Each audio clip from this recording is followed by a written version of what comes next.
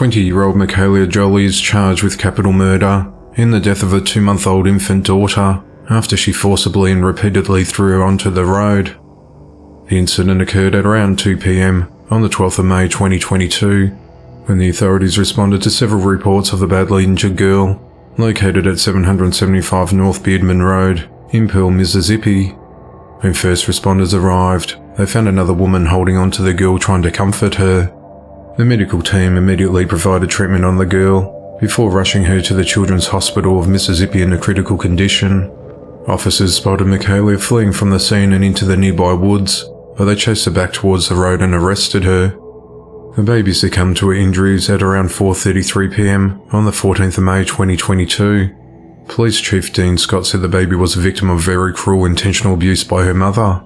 He said the good Lord figures this baby's too good for this world. The act was very deliberate and intentional, and that Michaela has shown no remorse. Dean said that Michaela has previously been arrested on drug-related offences, but did not suggest a motive in the incident. Dean also added that officers involved in the baby's case have been traumatised and have not been able to sleep at night. The baby's older brother is now living with his grandmother. Michaela has been held at the Rankin County Jail, and she's charged with capital murder. 62-year-old James Brown has been arrested and charged with fatally stabbing his 55-year-old ex-girlfriend Cynthia McLeod over money she owed him.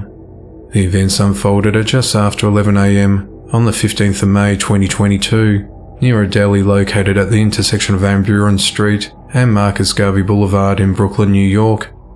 James got into a verbal dispute with Cynthia, who lived on Van Buren Street, just a few feet from where she was attacked. The arguing quickly turned violent when James pulled out a knife and began stabbing Cynthia in the torso and neck.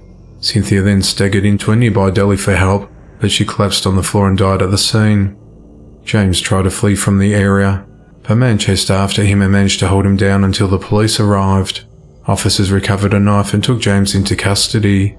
James has been charged with murder and criminal possession of a weapon. Cynthia was a nurse and lived in the area for over 20 years. She was a mother to a teenager son who was about to graduate from Bishop Lachlan High School. 9-year-old Shalom Grafaro has been found dead in an apartment.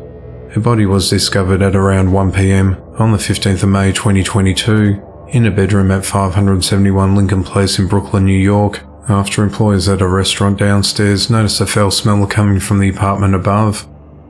The owner of the eatery, Bart Hubeck, said that the woman who lives there has 2 girls, Shalom and a younger sister. He said the kids were very well mannered, but the mother was a nightmare. She was always screaming at them and cursing at them, and she had this little dog that was really skinny. The kid's father was just interviewed by the police and he stormed off, he said.